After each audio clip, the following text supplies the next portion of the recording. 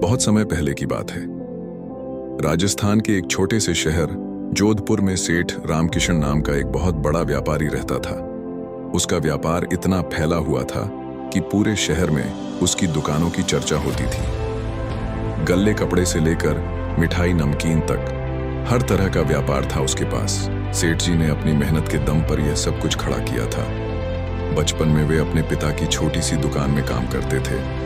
दिन रात की मेहनत, ईमानदारी और समझदारी से उन्होंने अपने व्यापार को इतना बड़ा बनाया था कि आज पूरे शहर में उनका नाम था। लेकिन सफलता के साथ साथ एक बड़ी चिंता भी थी सेठ जी के मन में। रात को सोते समय वे हमेशा सोचते रहते थे, मेरे बाद इस सारे व्यापार का क्या होगा? क्या मेरा बेटा कपिल इसे संभाल पाएगा? कपिल उनका इकलौता बेटा था, 12 साल का नटखट लड़का जो स्कूल से आकर दुकान में थोड़ी देर अपने पिता की मदद करता था। लेकिन सेठ जी को हमेशा यह डर सताता रहता था कि कहीं कपिल व्यापार को सही तरीके से न चला पाए तो सब कुछ बर्बाद हो जाएगा। एक दिन सुबह सुबह सेठ जी के मन में एक विचार आया।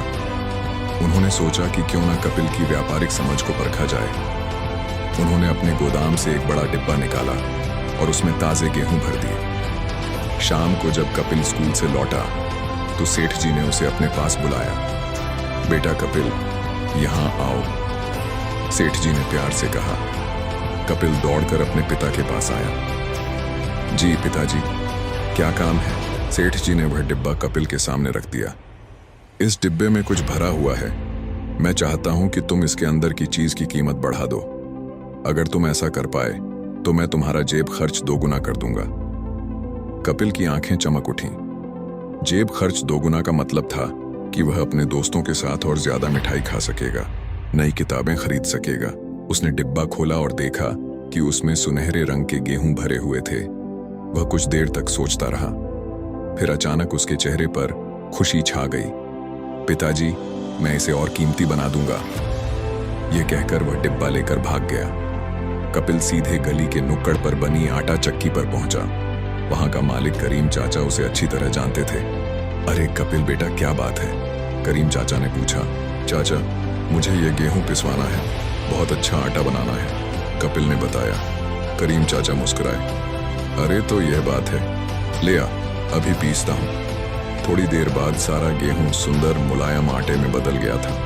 कपिल खुशी से नाचता हुआ वापस अपने पिता के पास पहुंचा। देखिए पिताजी, कपिल ने गर्व से कहा, मैंने गेहूं को आटे में बदल दिया है। अब इसकी कीमत गेहूं से ज्यादा है ना? सेठ जी बहुत खुश हुए। उन्होंने कपिल को गले लगाया और कहा, वाह बेटा, तुमने तो कमाल कर दिया। ये लो, तुम्हारा जेब खर्च 2 गुना। लेकिन सेठ जी के मन में अभी भी शंका थी। उन्होंने सोचा, ये तो बहुत आसान था, देखता हूं कि कपिल अगली चुनौती कैसे पार करता है। अगले दिन सुबह सेठ जी ने कपिल को फिर बुलाया। बेटा, कल तुमने बहुत अच्छा काम किया था। अब मैं चाहता हूं कि तुम इस आटे की कीमत और भी ज्यादा बढ़ा दो। अगर तुम यह कर पाए तो तुम्हारा जेब खर्च फिर से 2 गुना हो जाएगा। कपिल सोच में पड़ गया। आटे को और कैसे कीमती बनाया जा सकता है? वह कुछ देर तक इधर उधर टहलता रहा। फिर अचानक उसे याद आया कि उसके घर के पास ही शर्मा जी की बेकरी है, जहां तरह तरह की ब्रेड बनती है। हाँ, यही तो है समाधान। वह खुशी से चिल्लाया और आटा लेकर बेकरी की तरफ भागा। बेकरी में शर्मा जी अपने काम में व्यस्त थे। कपिल को देखकर वे मुस्कुराए। अरे कपिल बेटा, कैसे आना हुआ? अंकल, मुझे इस आटे की ब्रेड बनवानी है, बहुत अच्छी ब्रेड, कपिल ने उत्साह से कहा। अरे वाह, चल अभी बनाते हैं। शर्मा जी ने आटा लेकर काम शुरू कर दिया। उन्होंने आटे में खमीर, नमक और तेल मिलाकर अच्छी तरह गूंधा। फिर उसकी सुंदर ब्रेड के आकार बनाए और ओवन में सेंका। थोड़ी देर बाद सुनहरी खुशबूदार ब्रेड तैयार हो गई। कपिल खुशी से झूमता हुआ अपने पिता के पास पहुंचा।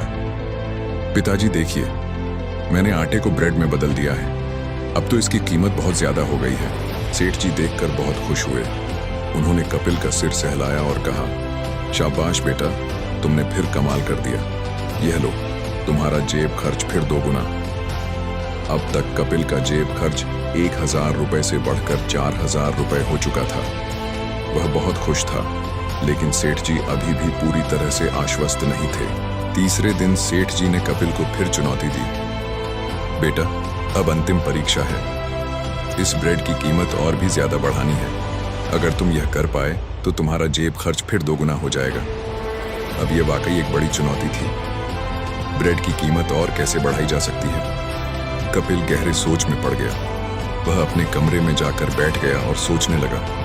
अचानक उसे याद आया कि कुछ दिन पहले उसकी माँ ने उसे केक बनाना सिखाया था। उसकी माँ बहुत अच्छा केक बनाती थी।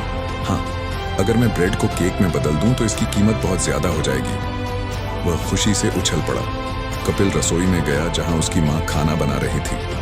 माँ, मुझे केक बनाना है, आप मेरी मदद करेंगी? कपिल ने पूछा। उसकी माँ मुस्कुराई।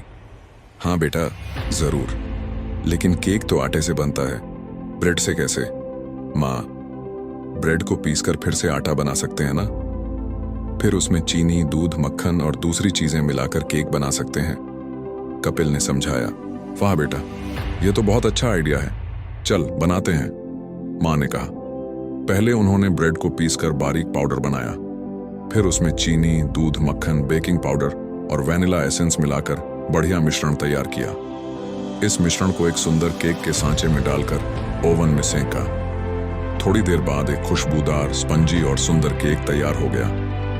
ऊपर से उन्होंने उसे चॉकलेट और फलों से सजाया। कपिल बहुत उत्साहित था। वह केक लेकर अपने पिता के पास दौड़ता हुआ गया। पिताजी देखिए, मैंने ब्रेड को एक सुंदर केक में बदल दिया है, कपिल ने गर्व से कहा। केक देखते ही सेठ जी की आंखें भर आईं। वे समझ गए कि उनका बेटा वाकई में होशियार है और व्यापार की असली समझ रखता है।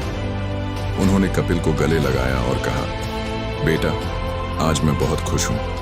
तुमने 50 रुपए के गेहूं को 500 रुपए के केक में बदलकर यह साबित कर दिया है कि तुम मेरे व्यापार को मुझसे भी आगे ले जा सकते हो। फिर उन्होंने हिसाब लगाया। देखो बेटा, तुम्हारा जेब खर्च पहले 1000 रुपए था, पहली चुनौती में दोगुना होकर 2000, दूसरी में 4000 और अब 8000 रुपए हो गया है। कपिल की खुशी का ठिकाना नहीं था। 8000 रुपए जेब खर्च, ये तो उसने सपने में भी नहीं सोचा था। सेठ जी ने कपिल के कंधे पर हाथ रखा और कहा, बेटा, तुमने आज मुझे एक बहुत बड़ी सीख दी है। व्यापार में सफल होने के लिए सिर्फ सामान खरीदना बेचना ही काफी नहीं है। जरूरी यह है कि हम उस सामान की वैल्यू कैसे बढ़ाएं। अब सेठ जी पूरी तरह से आश्वस्त थे कि उनका व्यापार सुरक्षित हाथों में है। लेकिन इस कहानी की सीख यहीं खत्म नहीं होती। दोस्तों, यह कहानी हमें जिंदगी का एक बहुत बड़ा सच सिखाती है। आज के जमाने में जो लोग सफल हो रहे हैं, वे वही हैं जो अपनी वैल्यू लगातार बढ़ाते रहते हैं। कपिल ने जो किया वही हर सफल इंसान करता है। उसने गेहूं को आटा बनाया, यानी कच्चे माल में प्रोसेसिंग का स्किल जोड़ा, फिर आटे से ब्रेड बनाया, यानी बेकिंग का स्किल सीखा, और अंत में ब्रेड से केक बनाया, यानी डेकोरेशन और प्रेजेंटेशन का स्किल भी जोड़ा। हर स्टेप पर उसने अपनी क्वालिटी बढ़ाई, नया स्किल सीखा और इसीलिए उसकी वैल्यू बढ़ती गई। आज कोई 10,000 RCT हर महीने कमा रहा है, तो कोई 10,000 RS भी हर महीने कमा रहा है। कैसे? क्या कारण है कि कोई ज्यादा तो कोई कम कमा रहा है? इसका सीधा सा उत्तर है, जिसके पास जितनी ज्यादा स्किल्स हैं वह उतना ही ज्यादा योग्य है, और जो जितना ज्यादा योग्य है वह उतना ही ज्यादा कीमती है, अर्थात उतना ही ज्यादा कमाता है। आपकी स्किल्स ही आपकी एसेट है, इन्हें बढ़ाने में कोई कसर न छोड़िए। तो देर किस बात की है दोस्तों, आज से ही अपनी स्किल्स को बढ़ाना शुरू कर दो। आपकी योग्यता भी बढ़नी शुरू हो जाएगी। समझ लो, जितनी ज्यादा योग्यता उतनी ही ज्यादा कीमत। तो बताइए, आज आपकी कीमत क्या है? यदि आप अपनी वैल्यू से संतुष्ट नहीं हैं, तो आज से ही अपने अंदर स्किल्स बढ़ानी शुरू कर दो। आप शुरू तो करो, मेरा वादा है, यदि आप ऐसा कर पाए तो खुद को बिल गेट्स में कन्वर्ट करने में आपको कोई नहीं रोक सकता।